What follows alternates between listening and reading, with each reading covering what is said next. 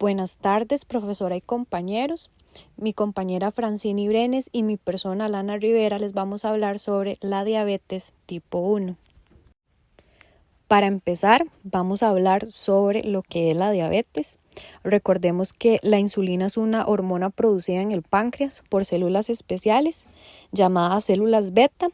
La insulina se necesita para movilizar el azúcar de la sangre dentro de las células. La glucosa se almacena dentro de las células y luego se utiliza para obtener energía. También es importante recordar que sin la insulina suficiente, la glucosa se acumula en el torrente sanguíneo en lugar de entrar en las células. Esta acumulación de glucosa en la sangre se denomina hiperglucemia.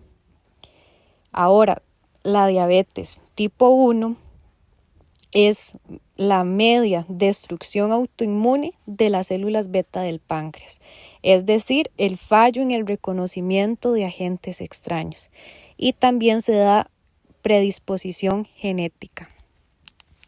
En esta diapositiva les voy a hablar sobre los síntomas que pueden ser los primeros signos de diabetes tipo 1 o pueden ocurrir cuando el nivel de azúcar en sangre está alto, lo cual el paciente va a presentar más sed de lo habitual, también aumento de apetito, cansancio, tener una visión borrosa, hormigueo en los pies, pérdida de peso a pesar de que haya un aumento de apetito y también orinar con mayor frecuencia. Buenas tardes, compañeros y profesora. Les voy a hablar un poco acerca del diagnóstico de la diabetes tipo 1. Para empezar, existen varios análisis sanguíneos que podemos realizar. El más conocido sería la glucosa en ayunas, la cual el paciente tiene que tener 12 horas de ayuno. La segunda sería la curva de intolerancia a la glucosa. Y la tercera sería la hemoglobina glicosilada, la cual da un valor de aproximadamente 3 meses atrás del examen. Cada uno se va a basar en ciertos rangos para poder así determinar el diagnóstico final del paciente. Les voy a hablar un poco acerca de cada uno, empezando por la glucosa en ayunas. Esta en un paciente normal tiene que dar menor a 100 miligramos por decilitro. En un paciente prediabético tiene que dar de 100 a 125 miligramos por decilitro y en un paciente que ya sea diabético va a dar un resultado mayor a 126 miligramos por decilitro. La curva de intolerancia a la glucosa en un paciente normal tiene que dar menor a 140, en un paciente prediabético de 140 a 199 y en un paciente ya diagnosticado diabético tiene que dar mayor a 200. La hemoglobina glicosilada va a dar en un paciente normal menor a 5.7%, en un paciente prediabético de 5.7 a 6.4% y en un paciente diabético va a dar mayor a 6.5%.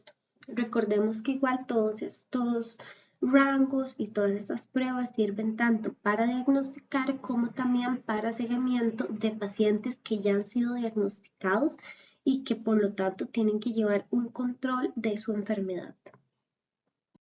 Bueno, y ahora les voy a explicar un poco cómo funciona el análisis de la glicemia en ayunas. Cuando el paciente llega y esta glicemia en ayunas le da menor a 100 miligramos por decilitro, se va a catalogar como un paciente normal, el cual no tiene ninguna alteración.